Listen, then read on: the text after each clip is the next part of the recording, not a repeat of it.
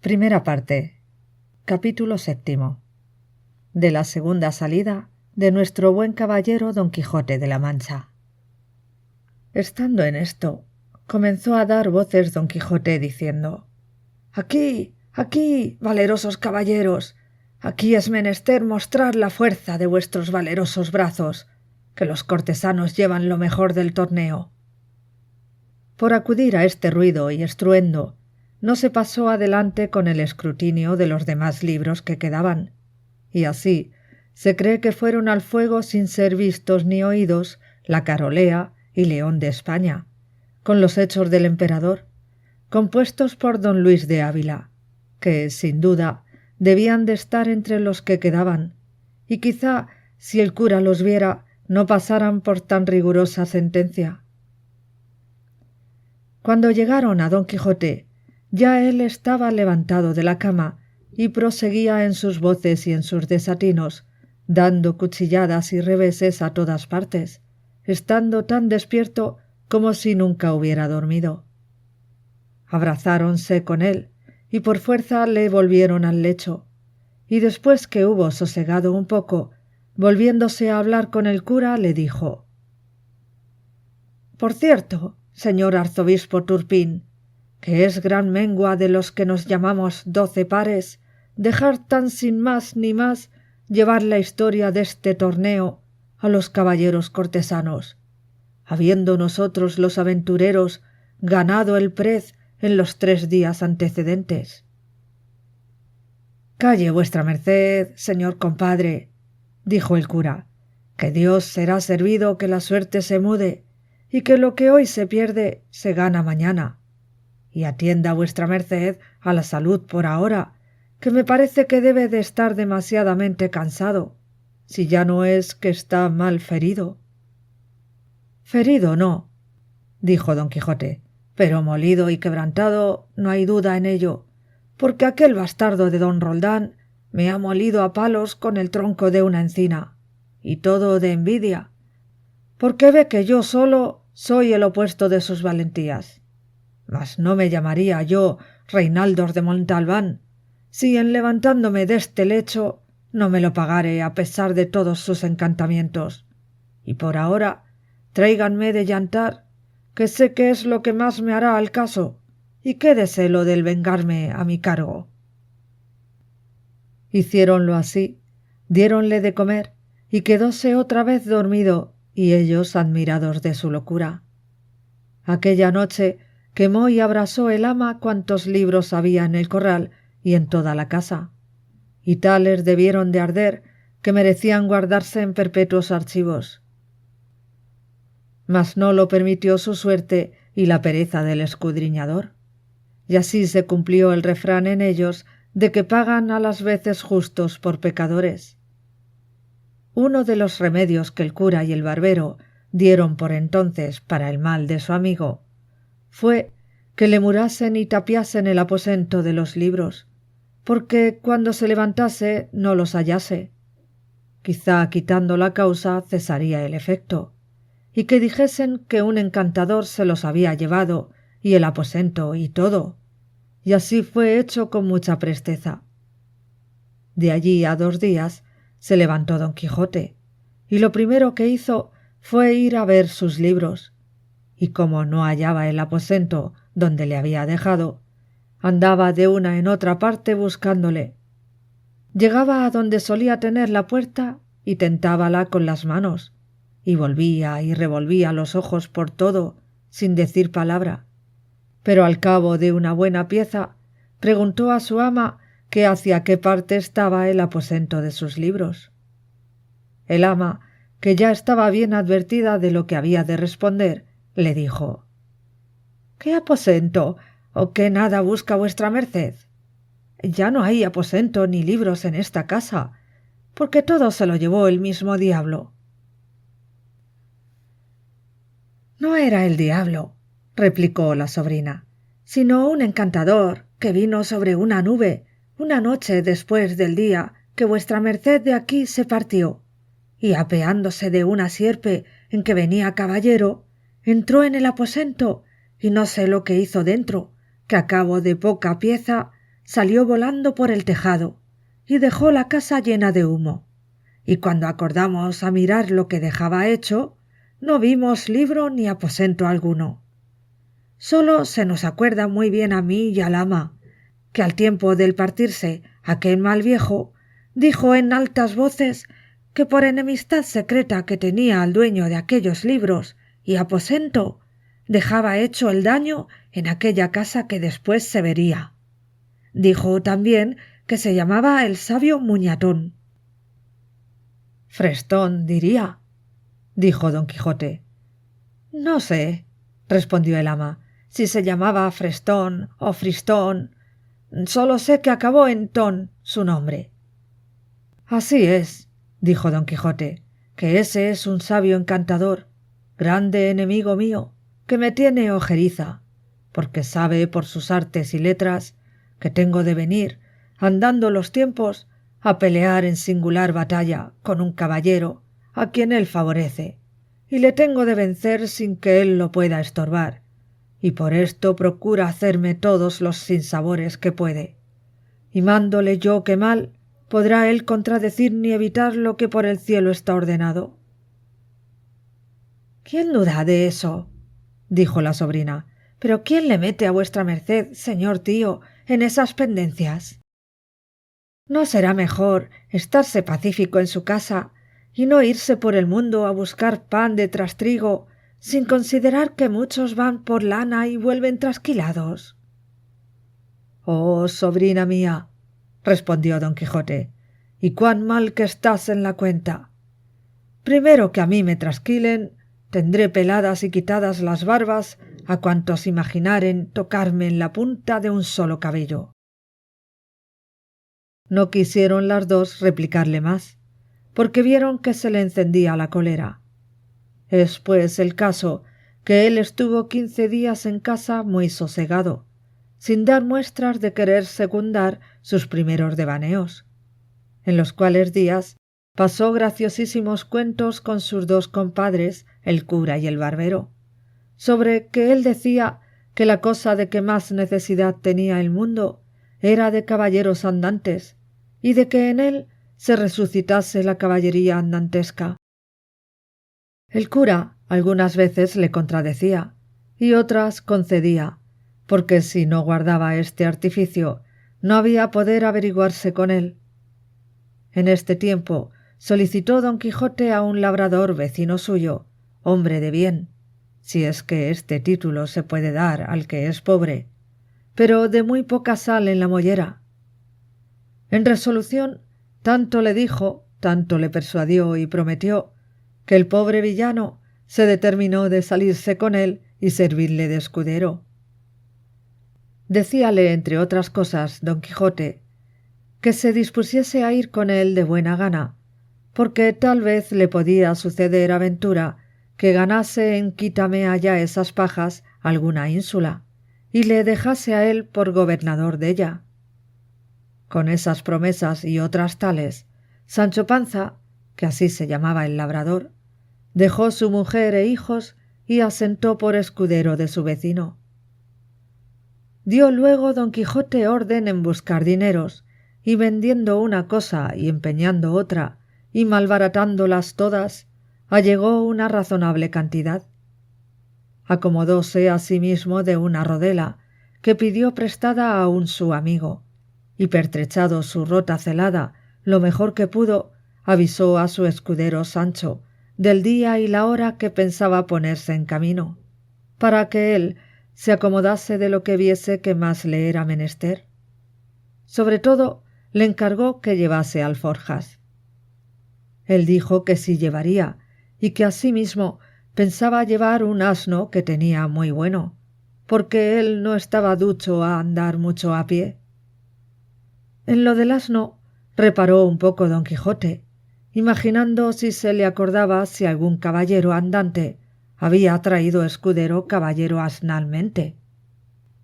Pero nunca le vino alguno a la memoria, mas con todo esto determinó que le llevase, con presupuesto de acomodarle de más honrada caballería, en habiendo ocasión para ello, quitándole el caballo al primer descortés caballero que topase. proveyóse de camisas y de las demás cosas que él pudo, conforme al consejo que el ventero le había dado. Todo lo cual, hecho y cumplido, sin despedirse Panza de sus hijos y su mujer, ni Don Quijote de su ama y sobrina, una noche se salieron del lugar sin que persona los viese, en la cual caminaron tanto que al amanecer se tuvieron por seguros de que no los hallarían aunque los buscasen. Iba Sancho Panza sobre su jumento como un patriarca, con sus alforjas y su bota, y con mucho deseo de verse ya gobernador de la ínsula que su amo le había prometido. Acertó Don Quijote a tomar la misma derrota y camino que él había tomado en su primer viaje, que fue por el campo de Montiel, por el cual caminaba con menos pesadumbre que la vez pasada, porque por ser la hora de la mañana y herirles a soslayo los rayos del sol, no les fatigaban.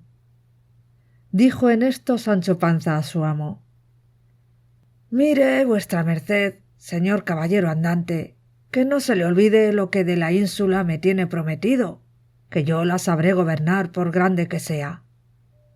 A lo cual le respondió Don Quijote: «Has de saber, amigo Sancho Panza, que fue costumbre muy usada de los caballeros andantes antiguos hacer gobernadores a sus escuderos de las ínsulas o reinos que ganaban, y yo tengo determinado de que por mí no falte tan agradecida usanza. Antes pienso aventajarme en ella, porque ellos algunas veces, y quizá las más, esperaban a que sus escuderos fuesen viejos, y ya después de hartos de servir y de llevar malos días y peores noches, les daban algún título de conde, o por lo mucho de marqués de algún valle o provincia de poco más o menos.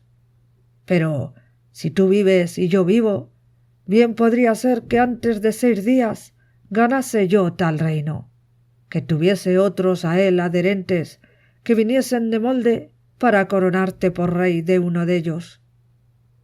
Y no lo tengas a mucho, que cosas y casos acontecen a los tales caballeros por modos tan nunca vistos ni pensados, que con facilidad te podría dar aún más de lo que te prometo». «De esa manera», respondió Sancho Panza, «si yo fuese rey por algún milagro de los que vuestra merced dice, por lo menos Juana Gutiérrez, mi oíslo, vendría a ser reina y mis hijos infantes». «Pues quién lo duda», respondió Don Quijote. «Yo lo dudo», replicó Sancho Panza, «porque tengo para mí que aunque lloviese Dios reinos sobre la tierra, ninguno asentaría bien sobre la cabeza de Mari Gutiérrez. Sepa, señor, que no vale 2 maravedís para reina. Condesa le caerá mejor, y aun Dios y ayuda». «Encomiéndalo tú a Dios, Sancho», respondió Don Quijote, «que él le dará lo que más le convenga, pero no apoques tu ánimo tanto que te vengas a contentar con menos que con ser adelantado». «No haré, señor mío», respondió Sancho, «y más teniendo tan principal amo en vuestra merced, que me sabrá dar todo aquello que me esté bien y yo pueda llevar». Capítulo 8. Del buen suceso que el valeroso Don Quijote tuvo en la espantable y jamás imaginada aventura de los molinos de viento, con otros sucesos dignos de felice recordación. En esto descubrieron 30 o 40 molinos de viento que hay en aquel campo, y así como Don Quijote los vio, dijo a su escudero: «La ventura va guiando nuestras cosas mejor de lo que acertáramos a desear, porque ves allí, amigo Sancho Panza, donde se descubren 30 o pocos más desaforados gigantes, con que pienso hacer batalla y quitarles a todos las vidas, con cuyos despojos comenzaremos a enriquecer, que esta es buena guerra, y es gran servicio de Dios quitar tan mala simiente de sobre la faz de la tierra». «¿Qué gigantes?», dijo Sancho Panza. «Aquellos que allí ves», respondió su amo, «de los brazos largos, que los suelen tener algunos de casi 2 leguas». Mire vuestra merced, respondió Sancho, que aquellos que allí se parecen no son gigantes, sino molinos de viento, y lo que en ellos parecen brazos son las aspas, que volteadas del viento hacen andar la piedra del molino. Bien parece, respondió don Quijote, que no estás cursado en esto de las aventuras. Ellos son gigantes, y si tienes miedo, quítate de ahí y ponte en oración en el espacio que yo voy a entrar con ellos en fiera y desigual batalla.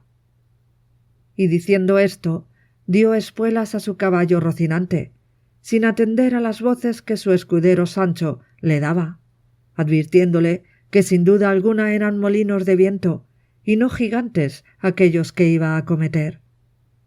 Pero él iba tan puesto en que eran gigantes, que ni oía las voces de su escudero Sancho, ni echaba de ver, aunque estaba ya bien cerca, lo que eran. Antes iba diciendo en altas voces: «Non fuyades, cobardes y viles criaturas, que un solo caballero es el que os acomete». Levantóse en esto un poco de viento, y las grandes aspas comenzaron a moverse, lo cual, visto por don Quijote, dijo: «Pues aunque mováis más brazos que los del gigante Briareo, me la habéis de pagar». Y en diciendo esto, y encomendándose de todo corazón a su señora Dulcinea, pidiéndole que en tal trance le socorriese, bien cubierto de su rodela, con la lanza en el ristre, arremetió a todo el galope de Rocinante, y embistió con el primero molino que estaba delante, y dándole una lanzada en el aspa, la volvió el viento con tanta furia, que hizo la lanza pedazos, llevándose tras sí al caballo y al caballero, que fue rodando muy maltrecho por el campo. Acudió Sancho Panza a socorrerle a todo el correr de su asno, y cuando llegó halló que no se podía menear. Tal fue el golpe que dio con él Rocinante. «¡Válame Dios!», dijo Sancho, «¿no le dije yo a vuestra merced que mirase bien lo que hacía, que no eran sino molinos de viento, y no lo podía ignorar sino quien llevase otros tales en la cabeza?» «Calla, amigo Sancho», respondió don Quijote, «que las cosas de la guerra, más que otras, están sujetas a continua mudanza. Cuanto más yo pienso, y es así verdad, que aquel sabio Frestón que me robó el aposento y los libros ha vuelto estos gigantes en molinos por quitarme la gloria de su vencimiento. Tal es la enemistad que me tiene, mas al cabo, han de poder poco sus malas artes contra la bondad de mi espada». «Dios lo haga como puede», respondió Sancho Panza, y ayudándole a levantar, tornó a subir sobre Rocinante, que medio despaldado estaba. Y hablando en la pasada aventura, siguieron el camino del Puerto Lápice, porque allí decía don Quijote que no era posible dejar de hallarse muchas y diversas aventuras, por ser lugar muy pasajero, sino que iba muy pesaroso por haberle faltado la lanza, y diciéndoselo a su escudero, le dijo: «Yo me acuerdo haber leído que un caballero español llamado Diego Pérez de Vargas, habiéndosele en una batalla roto la espada, desgajó de una encina un pesado ramo o tronco, y con él hizo tales cosas aquel día y machacó tantos moros que le quedó por sobrenombre Machuca, y así él como sus descendientes se llamaron desde aquel día en adelante Vargas y Machuca. Hete dicho esto porque de la primera encina o roble que se me depare, pienso desgajar otro tronco, tal y tan bueno como aquel que me imagino, y pienso hacer con él tales hazañas que tú te tengas por bien afortunado de haber merecido venir a verlas, y a ser testigo de cosas que apenas podrán ser creídas». «A la mano de Dios», dijo Sancho, «yo lo creo todo así como vuestra merced lo dice, pero enderécese un poco, que parece que va de medio lado, y debe ser del molimiento de la caída». «Así es verdad», respondió don Quijote, «y si no me quejo de dolor, es porque no es dado a los caballeros andantes quejarse de herida alguna, aunque se les salgan las tripas por ella». «Si eso es así, no tengo yo que replicar», respondió Sancho, «pero sabe Dios si yo me holgara que vuestra merced se quejara cuando alguna cosa le doliera. De mí sé decir que me he de quejar del más pequeño dolor que tenga. Si ya no se entiende tan bien con los escuderos de los caballeros andantes eso del no quejarse. No se dejó de reír don Quijote de la simplicidad de su escudero, y así le declaró que podía muy bien quejarse como y cuando quisiese, sin gana o con ella, que hasta entonces no había leído cosa en contrario en la orden de caballería. Díjole Sancho que mirase que era hora de comer. Respondióle su amo que por entonces no le hacía menester, que comiese él cuando se le antojase.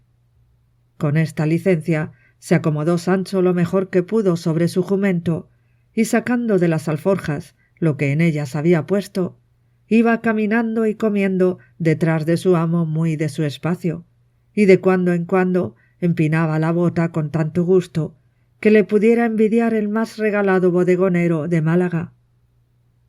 Y en tanto que él iba de aquella manera menudeando tragos, no se le acordaba de ninguna promesa que su amo le hubiese hecho, ni tenía por ningún trabajo sino por mucho descanso andar buscando las aventuras por peligrosas que fuesen.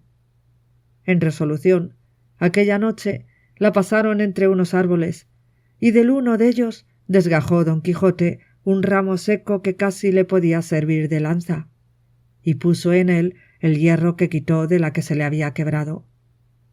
Toda aquella noche no durmió don Quijote, pensando en su señora Dulcinea, por acomodarse a lo que había leído en sus libros, cuando los caballeros pasaban sin dormir muchas noches en las florestas y despoblados, entretenidos con las memorias de sus señoras.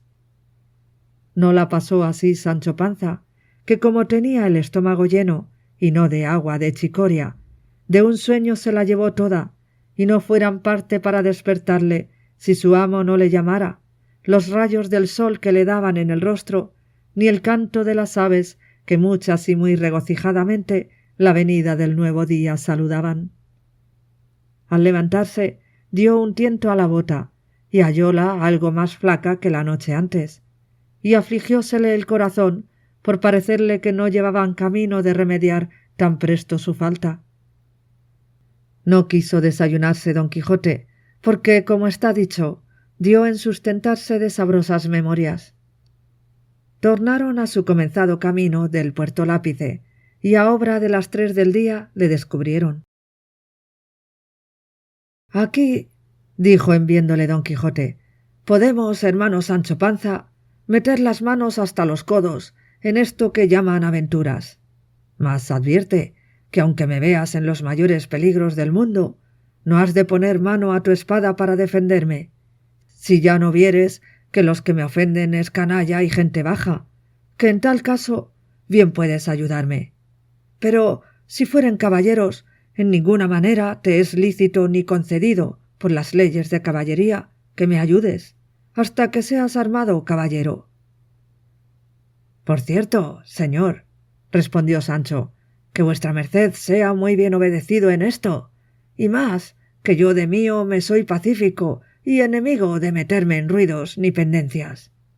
Bien es verdad que en lo que tocare a defender mi persona, no tendré mucha cuenta con esas leyes, pues las divinas y humanas permiten que cada uno se defienda de quien quisiere agraviarle». «No digo yo menos», respondió don Quijote, «pero en esto de ayudarme contra caballeros, has de tener a raya tus naturales ímpetus». «Digo que así lo haré», respondió Sancho, «y que guardaré ese precepto tan bien como el día del domingo». Estando en estas razones, asomaron por el camino 2 frailes de la orden de San Benito, caballeros sobre 2 dromedarios, que no eran más pequeñas 2 mulas en que venían. Traían sus antojos de camino y sus quitasoles. Detrás de ellos venía un coche con 4 o 5 de a caballo que le acompañaban, y 2 mozos de mulas a pie. Venía en el coche, como después se supo, una señora vizcaína que iba a Sevilla, donde estaba su marido, que pasaba a las Indias con un muy honroso cargo. No venían los frailes con ella, aunque iban el mismo camino. Mas apenas los divisó don Quijote, cuando dijo a su escudero: «O yo me engaño, o esta ha de ser la más famosa aventura que se haya visto, porque aquellos bultos negros que allí parecen deben de ser, y son sin duda, algunos encantadores que llevan hurtada alguna princesa en aquel coche, y es menester deshacer este tuerto a todo mi poderío». «Peor será esto que los molinos de viento», dijo Sancho.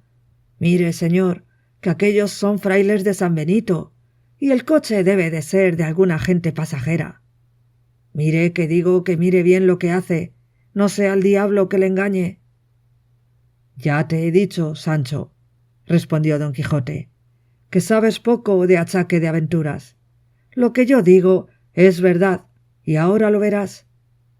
Y diciendo esto, se adelantó y se puso en la mitad del camino por donde los frailes venían, y en llegando tan cerca que a él le pareció que le podrían oír lo que dijese, en voz alta dijo: «Gente endiablada y descomunal, dejad luego al punto las altas princesas que en ese coche lleváis forzadas, y si no, aparejaos a recibir presta muerte por justo castigo de vuestras malas obras». Detuvieron los frailes las riendas y quedaron admirados así de la figura de don Quijote como de sus razones, a las cuales respondieron: «Señor caballero, nosotros no somos endiablados ni descomunales, sino dos religiosos de San Benito que vamos nuestro camino, y no sabemos si en este coche vienen o no ningunas forzadas princesas». «Para conmigo no hay palabras blandas, que ya os conozco, fementida canalla», dijo don Quijote, y sin esperar más respuesta, picó a Rocinante, y la lanza baja arremetió contra el primer fraile con tanta furia y denuedo, que si el fraile no se dejara caer de la mula, él le hiciera venir al suelo mal de su grado, y aún mal ferido, si no cayera muerto. El segundo religioso, que vio del modo que trataban a su compañero, puso piernas al castillo de su buena mula y comenzó a correr por aquella campaña más ligero que el mismo viento. Sancho Panza, que vio en el suelo al fraile, apeándose ligeramente de su asno, arremetió a él y le comenzó a quitar los hábitos. Llegaron en esto dos mozos de los frailes y preguntáronle que por qué le desnudaba. Respondióles Sancho que aquello le tocaba a él legítimamente, como despojos de la batalla que su señor don Quijote había ganado. Los mozos, que no sabían de burlas, ni entendían aquello de despojos ni batallas, viendo que ya don Quijote estaba desviado de allí, hablando con las que en el coche venían, arremetieron con Sancho, y dieron con él en el suelo, y sin dejarle pelo en las barbas, le molieron a coces y le dejaron tendido en el suelo sin aliento ni sentido. Y sin detenerse un punto, tornó a subir el fraile todo temeroso y acobardado y sin color en el rostro, y cuando se vio a caballo, picó tras su compañero, que un buen espacio de allí le estaba aguardando y esperando en qué paraba aquel sobresalto. Y sin querer aguardar el fin de todo aquel comenzado suceso, siguieron su camino, haciéndose más cruces que si llevaran el diablo a las espaldas.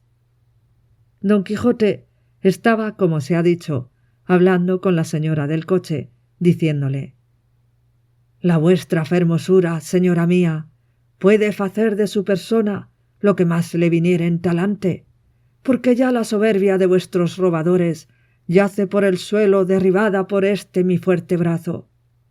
Y porque no penéis por saber el nombre de vuestro libertador, sabed que yo me llamo Don Quijote de la Mancha, caballero andante y aventurero, y cautivo de la sin par y hermosa doña Dulcinea del Toboso.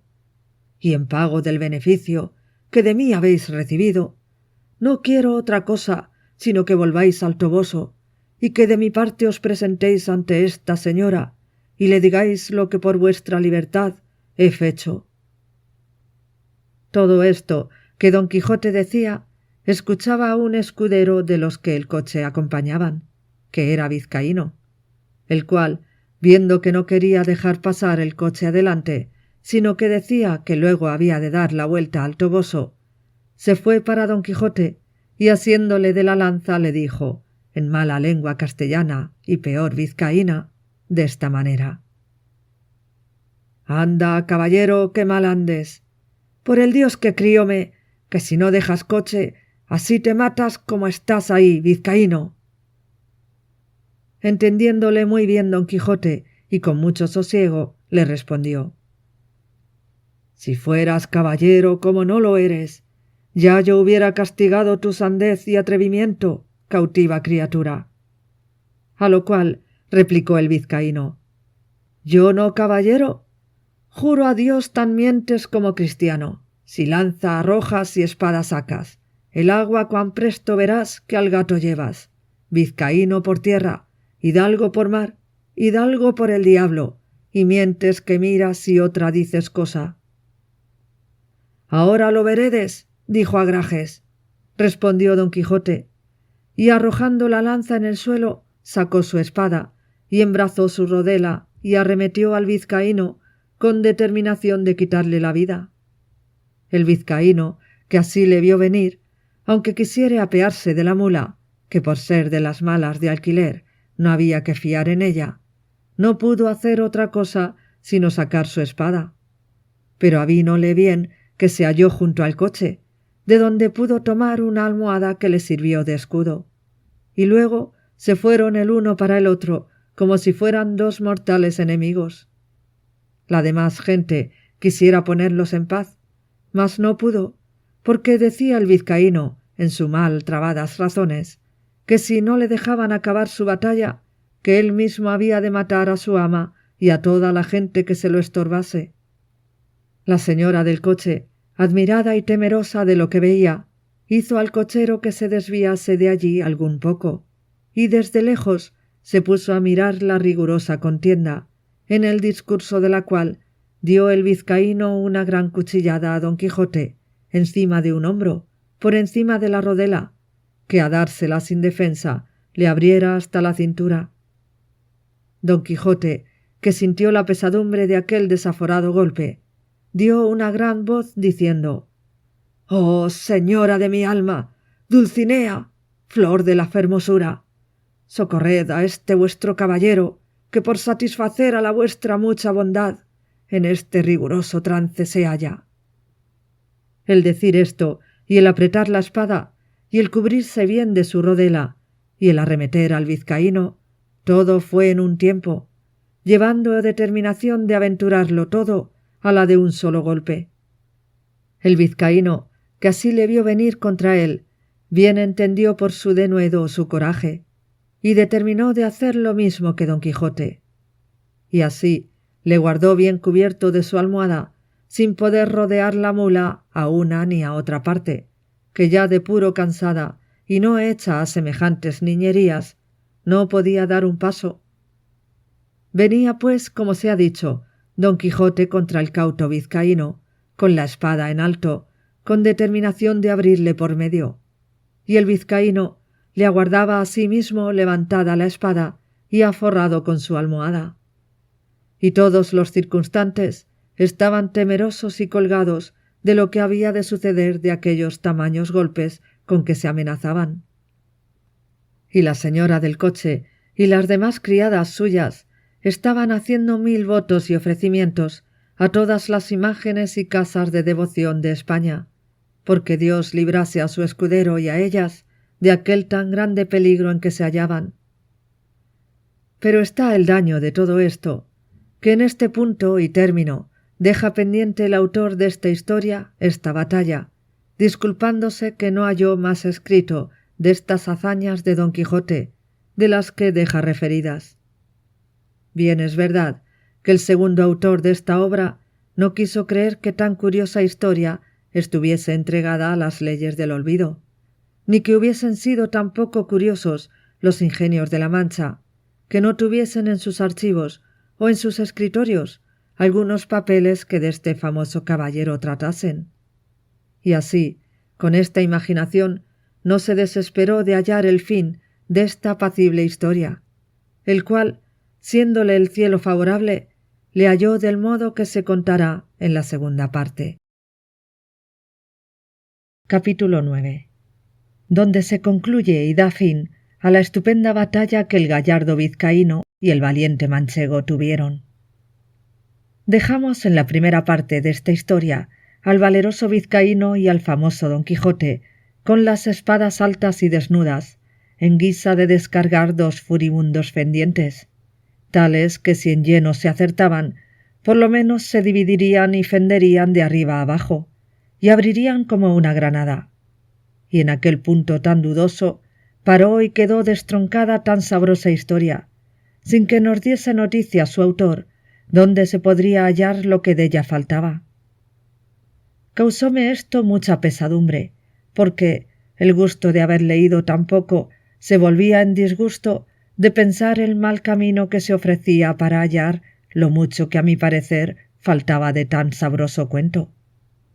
Parecióme cosa imposible y fuera de toda buena costumbre que a tan buen caballero le hubiese faltado algún sabio que tomara a cargo el escribir sus nunca vistas hazañas, cosa que no faltó a ninguno de los caballeros andantes, de los que dicen las gentes que van a sus aventuras, porque cada uno de ellos tenía uno o dos sabios, como de molde, que no solamente escribían sus hechos, sino que pintaban sus más mínimos pensamientos y niñerías, por más escondidas que fuesen, y no había de ser tan desdichado tan buen caballero que le faltase a él lo que sobró a Platir y a otros semejantes. Y así no podía inclinarme a creer que tan gallarda historia hubiese quedado manca y estropeada, y echaba la culpa a la malignidad del tiempo devorador y consumidor de todas las cosas, el cual o la tenía oculta o consumida. Por otra parte, me parecía que, pues entre sus libros se habían hallado tan modernos como Desengaño de celos y Ninfas y pastores de Henares, que también su historia debía de ser moderna, y que ya que no estuviese escrita, estaría en la memoria de la gente de su aldea y de las a ella circunvecinas.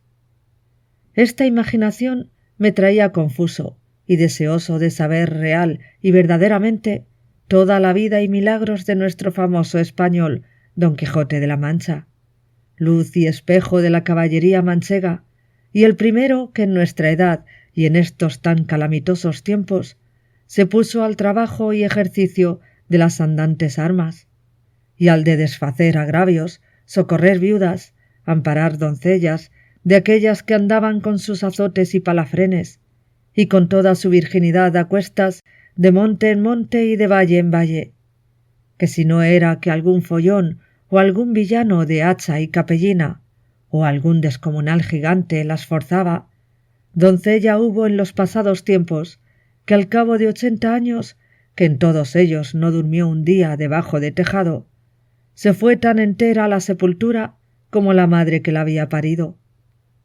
Digo, pues, que por estos y otros muchos respetos es digno nuestro gallardo Quijote de continuas y memorables alabanzas, y aun a mí no se me deben negar por el trabajo y diligencia que puse en buscar el fin de esta agradable historia, aunque bien sé que si el cielo, el caso y la fortuna no me ayudaran, el mundo quedara falto y sin el pasatiempo y gusto que, bien casi 2 horas, podrá tener el que con atención la leyere.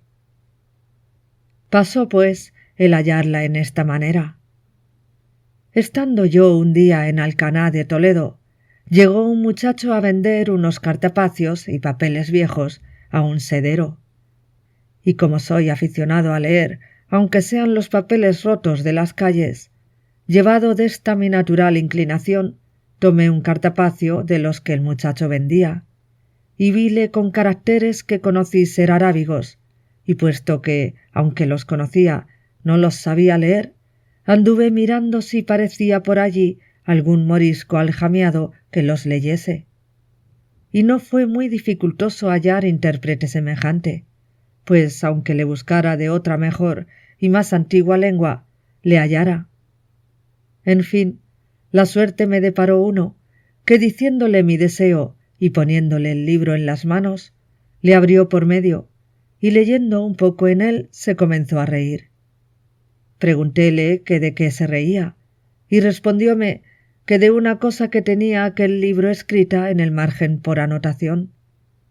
Díjela que me la dijese, y él, sin dejar la risa, dijo: «Está, como he dicho, aquí en el margen escrito esto. Esta Dulcinea del Toboso, tantas veces en esta historia referida, dicen que tuvo la mejor mano para salar puercos que otra mujer de toda la Mancha». Cuando yo oí decir Dulcinea del Toboso, quedé atónito y suspenso, porque luego se me representó que aquellos cartapacios contenían la historia de Don Quijote.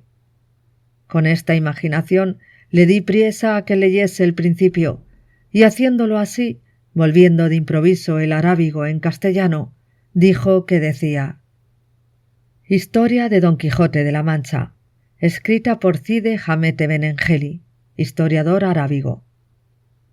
Mucha discreción fue menester para disimular el contento que recibí cuando llegó a mis oídos el título del libro, y salteándosele al sedero, compré al muchacho todos los papeles y cartapacios por medio real, que si él tuviera discreción y supiera lo que yo los deseaba, bien se pudiera prometer y llevar más de 6 reales de la compra. Apartéme luego con el morisco por el claustro de la iglesia mayor, y roguéle me volviese aquellos cartapacios, todos los que trataban de Don Quijote, en lengua castellana, sin quitarles ni añadirles nada, ofreciéndole la paga que él quisiese. Contentóse con 2 arrobas de pasas y 2 fanegas de trigo, y prometió de traducirlos bien y fielmente, y con mucha brevedad. Pero yo, por facilitar más el negocio y por no dejar de la mano tan buen hallazgo, le truje a mi casa, donde en poco más de mes y medio la tradujo toda del mismo modo que aquí se refiere.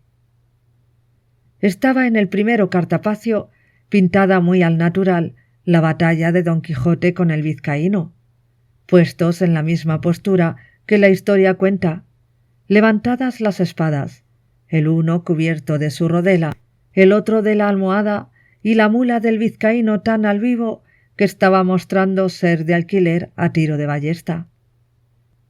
Tenía a los pies escrito el vizcaíno un título que decía Don Sancho de Azpeitia, que sin duda debía ser su nombre, y a los pies de Rocinante estaba otro que decía Don Quijote.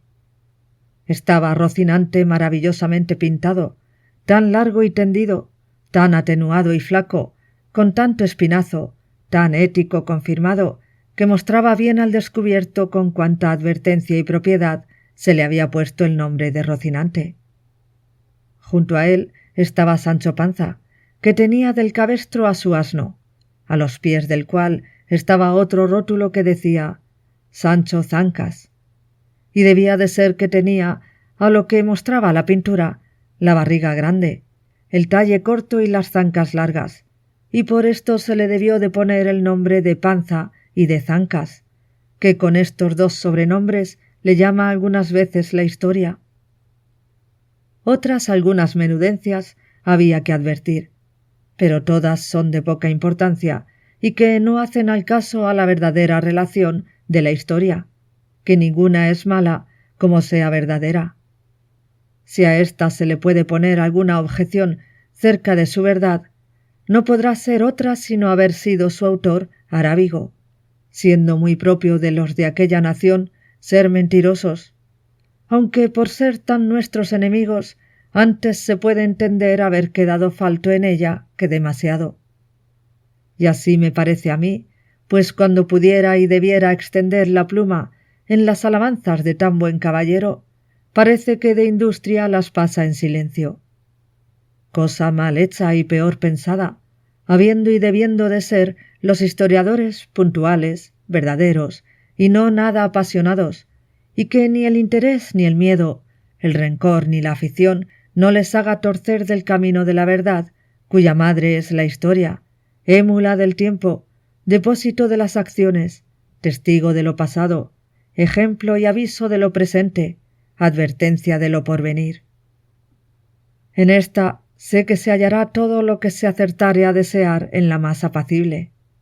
y si algo bueno en ella faltare, para mí tengo que fue por culpa del galgo de su autor, antes que por falta del sujeto. En fin, su segunda parte, siguiendo la traducción, comenzaba de esta manera. Puestas y levantadas en alto las cortadoras espadas de los dos valerosos y enojados combatientes, no parecía sino que estaban amenazando al cielo, a la tierra y al abismo. Tal era el denuedo y continente que tenían. Y el primero que fue a descargar el golpe fue el colérico vizcaíno, el cual fue dado con tanta fuerza y tanta furia que a no volvérsele la espada en el camino, aquel solo golpe fuera bastante para dar fin a su rigurosa contienda y a todas las aventuras de nuestro caballero. Mas la buena suerte, que para mayores cosas le tenía guardado, torció la espada de su contrario, de modo que, aunque le acertó en el hombro izquierdo, no le hizo otro daño que desarmarle todo aquel lado, llevándole de camino gran parte de la celada, con la mitad de la oreja, que todo ello con espantosa ruina vino al suelo, dejándole muy maltrecho. ¡Válame Dios! ¿Y quién será aquel que buenamente pueda contar ahora la rabia que entró en el corazón de nuestro manchego, viéndose parar de aquella manera?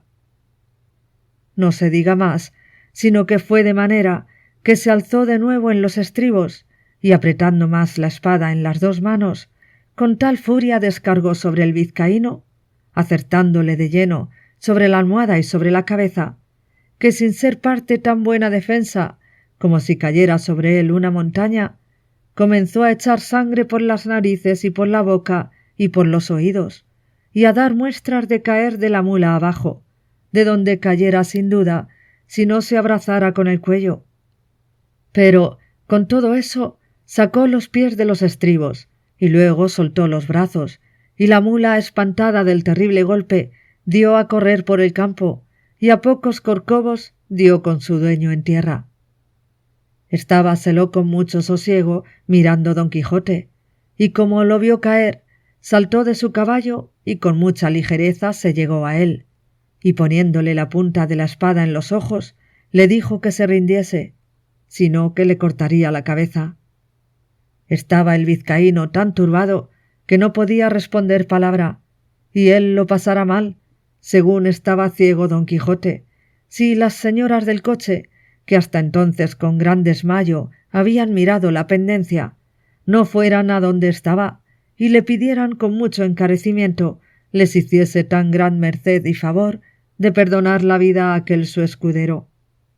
A lo cual don Quijote respondió con mucho entono y gravedad: «Por cierto, fermosas señoras, yo soy muy contento de hacer lo que me pedís, mas ha de ser con una condición y concierto, y es que este caballero me ha de prometer de ir al lugar del Toboso y presentarse de mi parte ante la sin par doña Dulcinea, para que ella haga dél lo que más fuere de su voluntad». Las temerosas y desconsoladas señoras, sin entrar en cuenta de lo que don Quijote pedía, y sin preguntar quién Dulcinea fuese, le prometieron que el escudero haría todo aquello que de su parte le fuese mandado. «Pues en fe de esa palabra, yo no le haré más daño, puesto que me lo tenía bien merecido». Capítulo 10. De los graciosos razonamientos que pasaron entre don Quijote y Sancho Panza, su escudero. Ya en este tiempo se había levantado Sancho Panza algo maltratado de los mozos de los frailes, y había estado atento a la batalla de su señor don Quijote, y rogaba a Dios en su corazón fuese servido de darle victoria, y que en ella ganase alguna ínsula de donde le hiciese gobernador, como se lo había prometido. Viendo, pues, ya acabada la pendencia, y que su amo volvía a subir sobre Rocinante, llegó a tenerle el estribo, y antes que subiese se hincó de rodillas delante de él, y asiéndole de la mano se la besó y le dijo: «Sea vuestra merced servido, señor don Quijote mío, de darme el gobierno de la ínsula que en esta rigurosa pendencia se ha ganado, que por grande que sea, yo me siento con fuerzas de saberla gobernar tal y tan bien como otro que haya gobernado ínsulas en el mundo. A lo cual respondió don Quijote: Advertid, hermano Sancho, que esta aventura y las a éstas semejantes no son aventuras de ínsulas, sino de encrucijadas, en las cuales no se gana otra cosa que sacar rota la cabeza o una oreja menos. Tened paciencia, que aventuras se ofrecerán donde no solamente os pueda hacer gobernador, sino más adelante.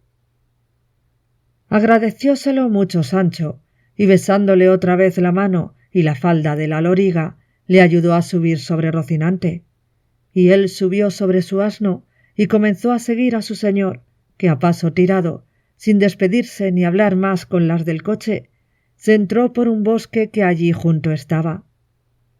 Seguíale Sancho a todo el trote de su jumento, pero caminaba tanto Rocinante que viéndose quedar atrás, le fue forzoso dar voces a su amo que se aguardase. Hízolo así don Quijote, teniendo las riendas a Rocinante hasta que llegase su cansado escudero, el cual en llegando le dijo: Paréceme, señor, que sería acertado irnos a retraer a alguna iglesia, que según quedó maltrecho aquel con quien os combatistes, no será mucho que den noticia del caso a la Santa Hermandad y nos prendan. Y a fe que si lo hacen, que primero que salgamos de la cárcel, que nos ha de sudar el hopo. Calla, dijo don Quijote, ¿y dónde has visto tú o leído jamás que caballero andante haya sido puesto ante la justicia por más homicidios que hubiese cometido? Yo no sé nada de homecillos, respondió Sancho, ni en mi vida le caté a ninguno. Solo sé que la Santa Hermandad tiene que ver con los que pelean en el campo, y en eso otro no me entremeto. Pues no tengas pena, amigo, respondió don Quijote, que yo te sacaré de las manos de los caldeos, cuanto más de las de la Hermandad. Pero dime por tu vida, ¿has tú visto más valeroso caballero que yo en todo lo descubierto de la tierra? ¿Has leído en historias otro que tenga ni haya tenido más brío en acometer, más aliento en el perseverar, más destreza en el herir, ni más maña en el derribar? La verdad sea, respondió Sancho, que yo no he leído ninguna historia jamás, porque ni sé leer ni escribir. Mas lo que os haré apostar es que más atrevido amo que vuestra merced yo no lo he servido en todos los días de mi vida, y quiera Dios que estos atrevimientos no se paguen donde tengo dicho. Lo que le ruego a vuestra merced es que se cure, que le va mucha sangre de esa oreja, que aquí traigo hilas y un poco de ungüento blanco en las alforjas. Todo eso fuera bien excusado, respondió don Quijote, si a mí se me acomodara de hacer una redoma del bálsamo de Fierabrás, que con una sola gota se ahorrarán tiempo y medicinas. ¿Qué redoma y qué bálsamo es ese?, dijo Sancho Panza. Es un bálsamo, respondió don Quijote, de quien tengo la receta en la memoria, con el cual no hay que tener temor a la muerte, ni hay pensar morir de ferida alguna. Y así cuando yo le haga y te le dé, no tienes más que hacer sino que cuando vieres que en alguna batalla me han partido por medio del cuerpo, como muchas veces suele acontecer, bonitamente la parte del cuerpo que hubiere caído en el suelo, y con mucha sutileza, antes que la sangre se hiele, la pondrás sobre la otra mitad que quedare en la silla, advirtiendo de encajarla igualmente y al justo. Luego me darás a beber solo 2 tragos del bálsamo que he dicho, y verásme quedar más sano que una manzana. Si eso hay, dijo Panza, yo renuncio desde aquí el gobierno de la prometida ínsula, y no quiero otra cosa en pago de mis muchos y buenos servicios, sino que vuestra merced me dé la receta de ese extremado licor, que para mí tengo que valdrá la onza donde quiera más de a 2 reales, y no he menester yo más para pasar esta vida honrada y descansadamente, pero es de saber ahora si tiene mucha costa el hacelle. Con menos de 3 reales se pueden hacer 3 azumbres, respondió don Quijote. —¿Pecador de mí? —replicó Sancho—, pues ¿a qué aguarda vuestra merced? A hacelle y a enseñármele. —Calla, amigo —respondió don Quijote—, que mayores secretos pienso enseñarte y mayores mercedes hacerte. Y por ahora curémonos, que la oreja me duele más de lo que yo quisiera. Sacó Sancho de las alforjas hilas y ungüento, mas cuando don Quijote llegó a ver rota su celada, pensó perder el juicio, y puesta la mano en la espada y alzando los ojos al cielo, dijo: Yo hago juramento al Criador de todas las cosas y a los santos 4 evangelios, donde más largamente están escritos, de hacer la vida que hizo el grande marqués de Mantua, cuando juró vengar la muerte de su sobrino Valdovinos, que fue de no comer pan a manteles, ni con su mujer folgar, y otras cosas, que aunque de ellas no me acuerdo, las doy aquí por expresadas hasta tomar venganza del que tal desaguisado me fizo. Oyendo esto, Sancho le dijo: Advierta vuestra merced, señor don Quijote, que si el caballero cumplió lo que se le dejó ordenado, de irse a presentar ante mi señora Dulcinea del Toboso, ya habrá cumplido con lo que debía, y no merece otra pena si no comete nuevo delito. Has hablado y apuntado muy bien, respondió don Quijote, y así anulo el juramento en cuanto lo que toca a tomar dél nueva venganza. Pero hágole y confírmole de nuevo de hacer la vida que he dicho, hasta tanto que quite por fuerza otra celada tal y tan buena como ésta a algún caballero. Y no pienses, Sancho, que así a humo de pajas hago esto, que bien tengo a quien imitar en ello, que esto mismo pasó al pie de la letra sobre el yelmo de Mambrino, que tan caro le costó a Sacripante. —Que dé al diablo vuestra merced tales juramentos, señor mío —replicó Sancho—, que son muy en daño de la salud y muy en perjuicio de la conciencia. Si no, dígame ahora, si acaso en muchos días no topamos hombre armado con celada, ¿qué hemos de hacer? Hase de cumplir el juramento, a despecho de tantos inconvenientes e incomodidades, como será el dormir vestido y el no dormir en poblado, y otras 1000 penitencias que contenía el juramento de aquel loco viejo del marqués de Mantua, que vuestra merced quiere revalidar ahora. Mire vuestra merced bien, que por todos estos caminos no andan hombres armados, sino arrieros y carreteros, que no sólo no traen celadas, pero quizá no las han oído nombrar en todos los días de su vida. Engáñaste en eso, dijo don Quijote, porque no habremos estado 2 horas por estas encrucijadas, cuando veamos más armados que los que vinieron sobre Albraca a la conquista de Angélica la Bella. Alto, pues, sea así, dijo Sancho, y a Dios prazga que nos suceda bien, y que se llegue ya el tiempo de ganar esta ínsula, que tan cara me cuesta, y muérame yo luego. Ya te he dicho, Sancho, que no te dé eso cuidado alguno, que cuando faltare ínsula, ahí está el reino de Dinamarca, o el de Sobradisa, que te vendrán como anillo al dedo, y más, que por ser en tierra firme, te debes más alegrar. Pero dejemos esto para su tiempo, y mira si traes algo en esas alforjas que comamos, porque vamos luego en busca de algún castillo donde alojemos esta noche, y hagamos el bálsamo que te he dicho, porque yo te voto a Dios que me va doliendo mucho la oreja. Aquí traigo una cebolla, y un poco de queso, y no sé cuántos mendrugos de pan, dijo Sancho, pero no son manjares que pertenecen a tan valiente caballero como vuestra merced. —¿Qué mal lo entiendes? —respondió don Quijote—. Hágote saber, Sancho, que es honra de los caballeros andantes no comer en un mes, y ya que coman, sea de aquello que hallaren más a mano. Y esto se te hiciera cierto si hubieras leído tantas historias como yo, que, aunque han sido muchas, en todas ellas no he hallado hecha relación de que los caballeros andantes comiesen, si no era acaso y en algunos suntuosos banquetes que les hacían, y los demás días se los pasaban en flores. Y aunque se deja entender que no podían pasar sin comer y sin hacer todos los otros menesteres naturales, porque en efecto eran hombres como nosotros, hase de entender también que andando lo más del tiempo de su vida por las florestas y despoblados, y sin cocinero, que su más ordinaria comida serían viandas rústicas, tales como las que tú ahora me ofreces.